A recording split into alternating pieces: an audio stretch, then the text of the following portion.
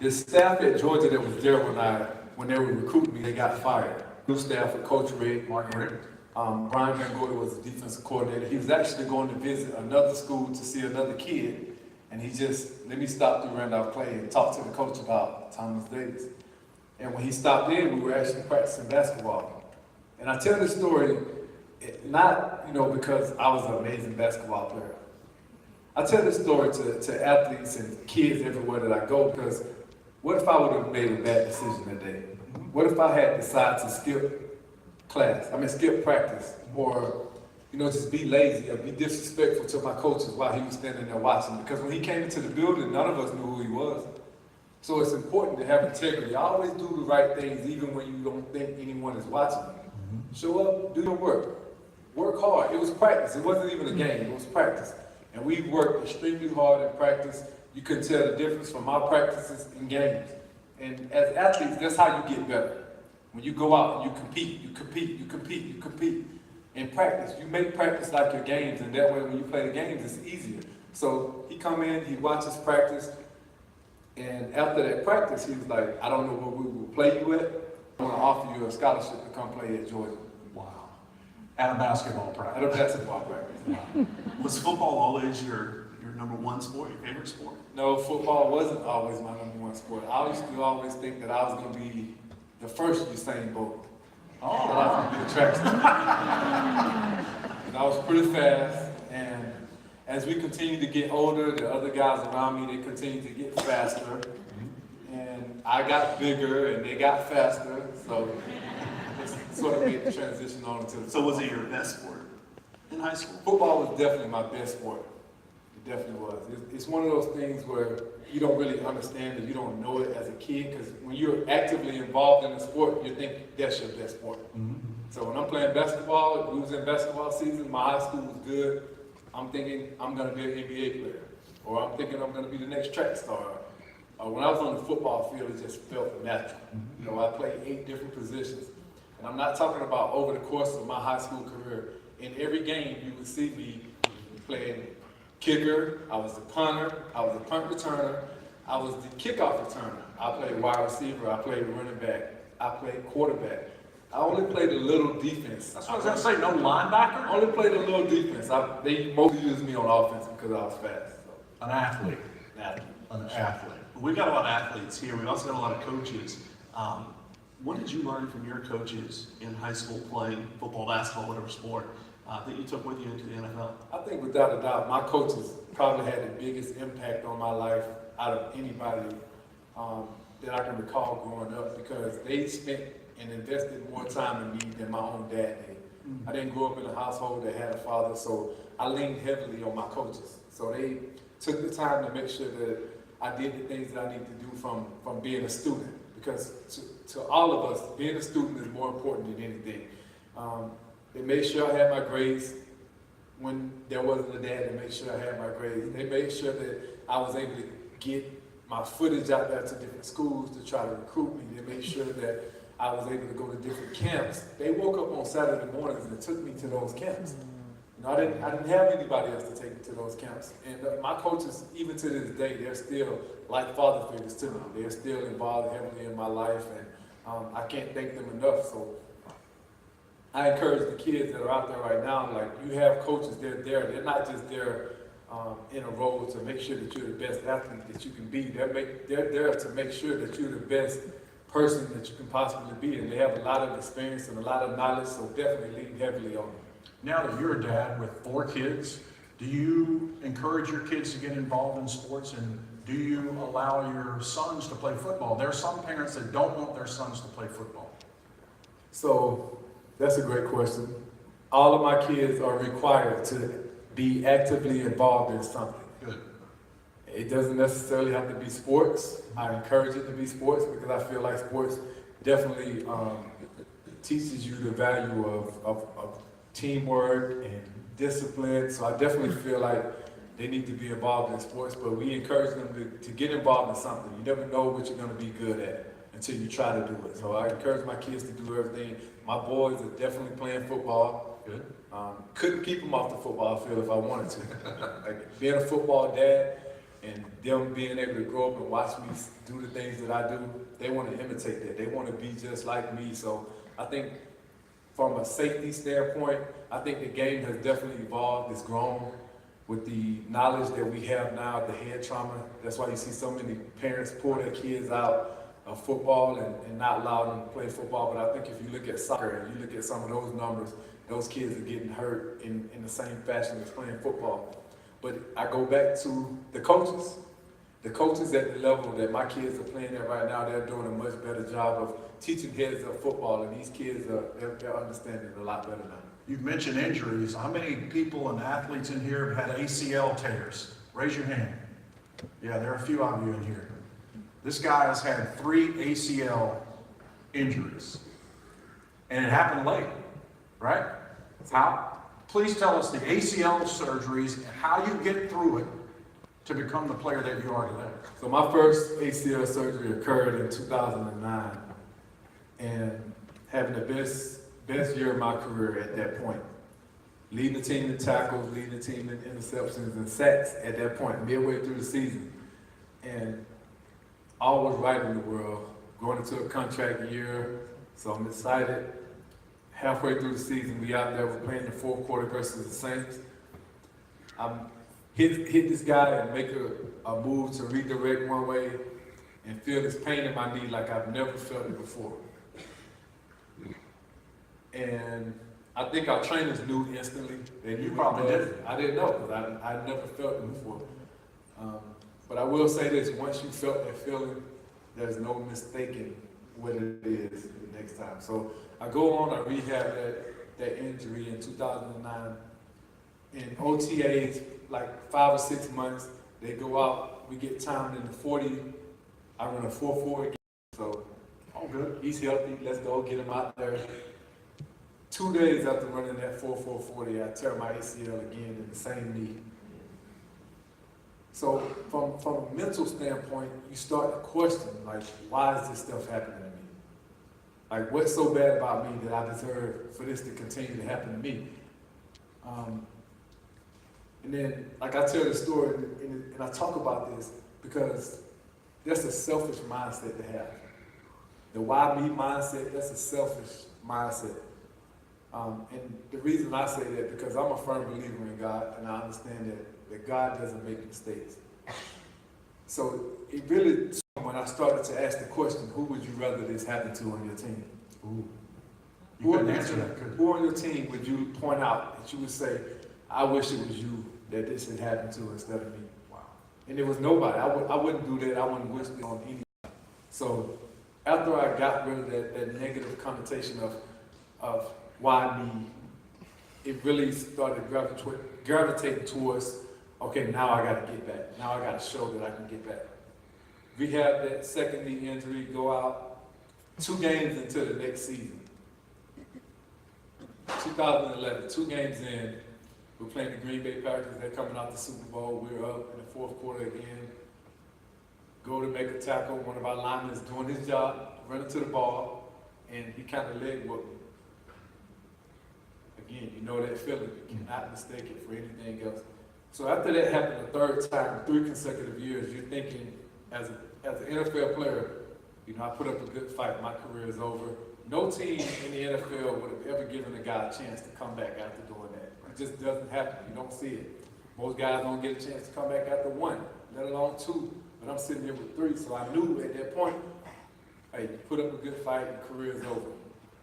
Well, sitting down talking to my wife, we talk about it, and she pretty much asked me a question: do you really feel like in your heart that you're done with the game of football? And I was 27 years old at the time, and I'm like, no, I felt great when I was out there. I still feel like I can play. And she was right, as wives usually are. We don't like to admit it as men. But she said, you got to have the surgery anyway. Why not see if there's an opportunity? So I go down, we sit down, we have a meeting.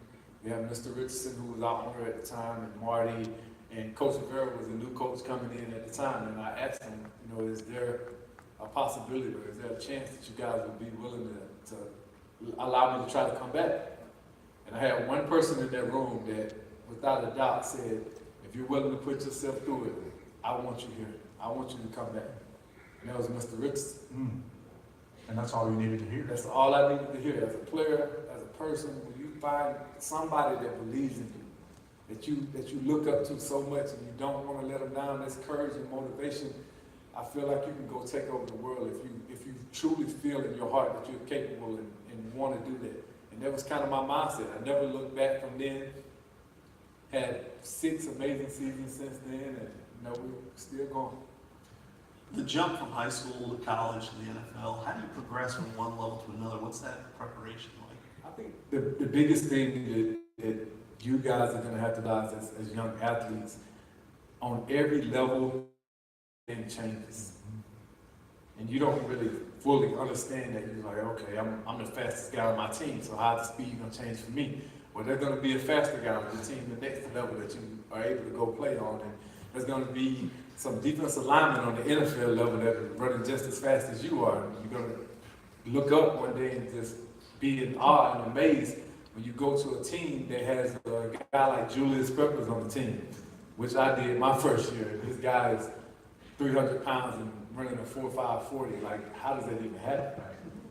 So, I mean, that's really the biggest difference on all 3 levels. You know, the level of commitment that you have to dedicate yourself to and understanding and knowing the playbook, that also changes. So you just have to make a huge commitment from that standpoint and understanding that the speed of the game is going to change. So you have to be smart and you have to know your playbook in order to play fast. What's been the most fun part about playing with the Carolina Panthers? I think the most fun thing about playing for the Panthers has been the guys that we've had around me. You look at, like I just spoke on, when I first came into the league, we had T. Smith, Jake DeLong, we had all of those guys on the team when I first came in. And then, as the years went on, we added guys like Luke Kuechly, Jonathan Stewart, D'Angelo Williams. We added John Beeson. We added Luke Kuechly. I mean, the list really goes on. So that's when you are able to have the continuity that we've had as a football team and you're able to play so long with a group of guys, I think that's really what makes the game special. One of the things that when you got through your 3 knee surgeries and continued your career that allowed you to do is win Walter Payton Man of the Year. It's the ultimate honor in the NFL. What responsibility do you have as a winner of that award? So we feel like, as players, we feel like that's one of the most prestigious awards that you can ever win, because not only does it recognize your level of play on the field, it also recognizes the work that you do in the community. Mm-hmm. And throughout those years in 2009, 10, and 11 was when we really dug down heavy into the community and really started to give back more and more and just really understood how good of a feeling that made us feel to be able to do that for people, because we do a lot of work with women and children, and that was a huge part of us winning that award, because our foundation has grown bigger and better each year. We do backpack giveaways, we do Thanksgiving drives, Christmas, anything that you can think of that a family may be in need of, we try to help provide for them. We have kids that want to participate in different camps. Parents can't provide it for them. We do that for them.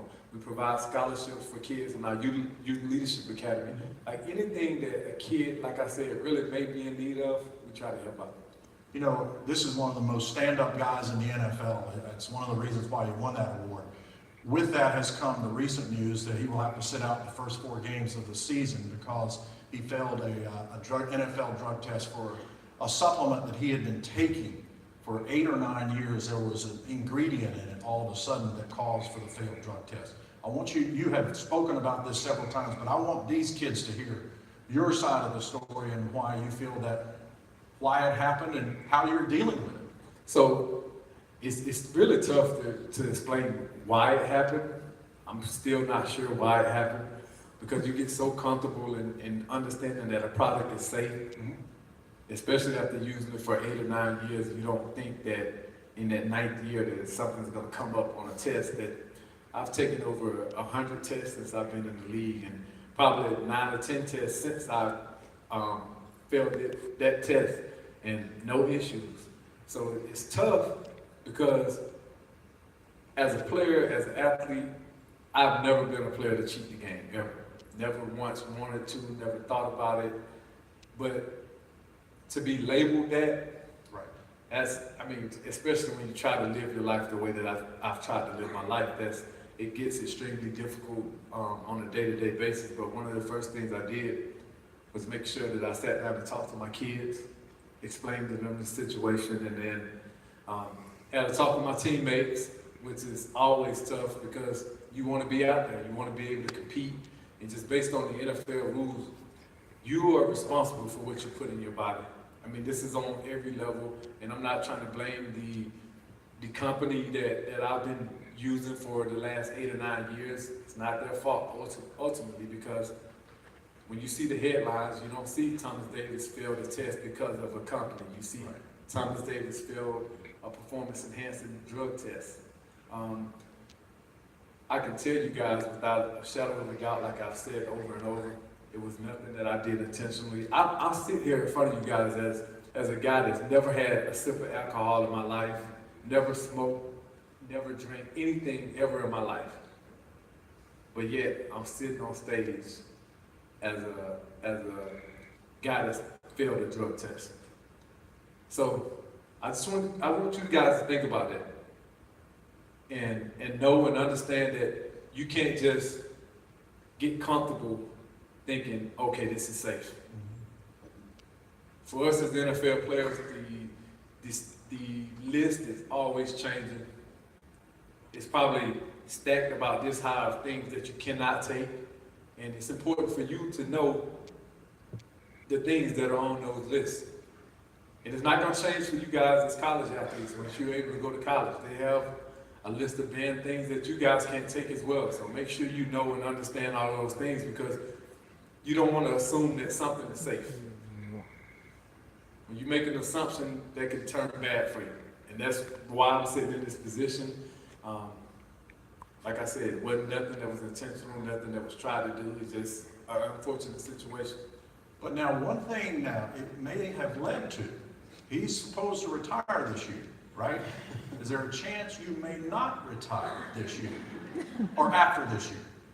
So, come on, one more year. Listen, I think with everything that I just said, and when you think about your legacy and how you want to be remembered, when you live your life a certain way, you do things a certain way,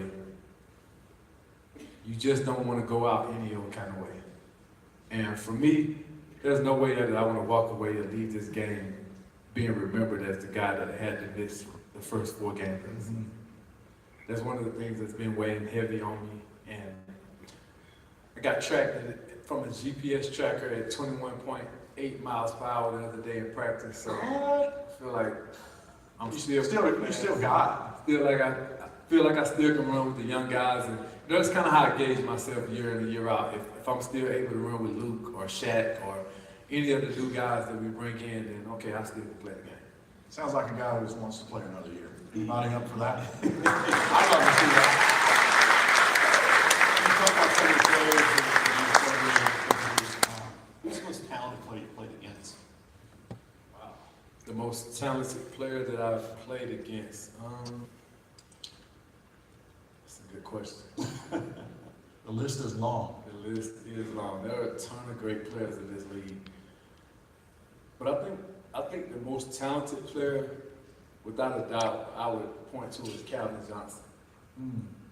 Because when you have a guy with his size and his speed and his work ethic and his ability to go up and catch the football, it almost makes him impossible to defend. So definitely point to a guy, Calvin Johnson, and Odell, you can kind of get in his head a little bit. I probably If you could go back and play with an old timer, a throwback player that maybe was in the league 30 years ago, 35 years ago, who would it be?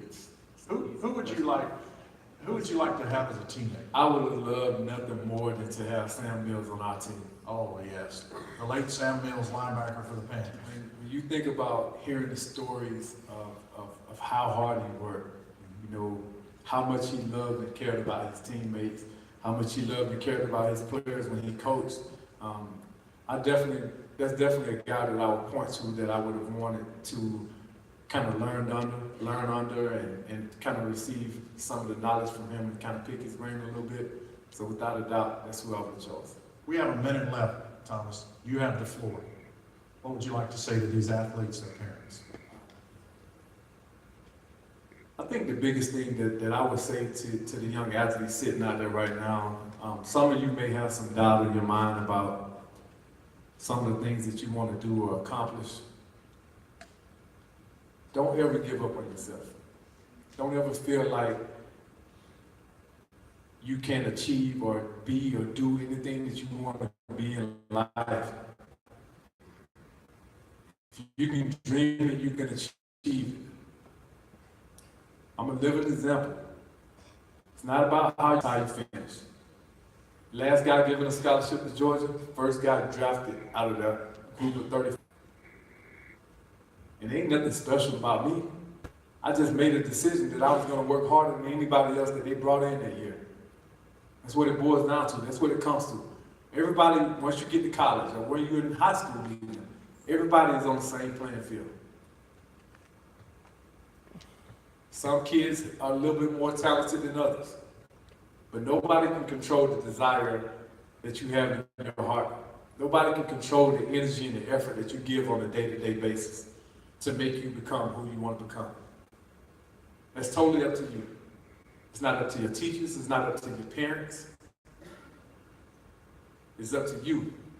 And the amount of work that you're willing to put in on a daily basis to become or achieve those goals that you want to achieve. But with all of that said, understand and know that there's nothing that you guys can be doing right now that's more important than getting your education.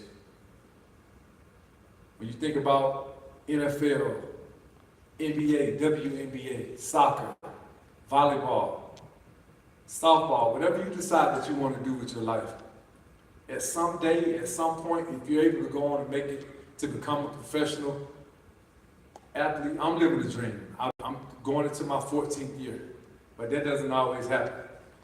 And even that in my 14th year, if I decide to retire this year, I'll be 35 years old and retired.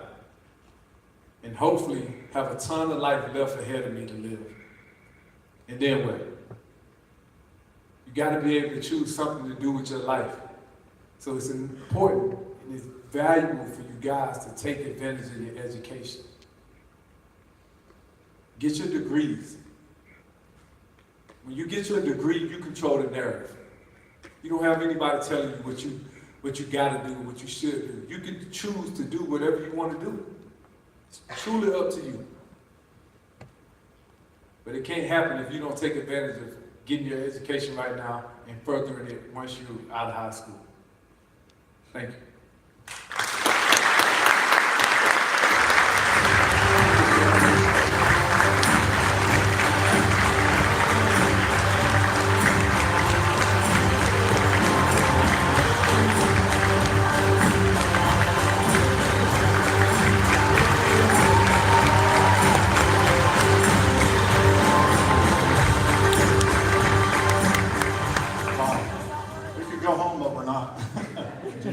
We've got some business to take care of.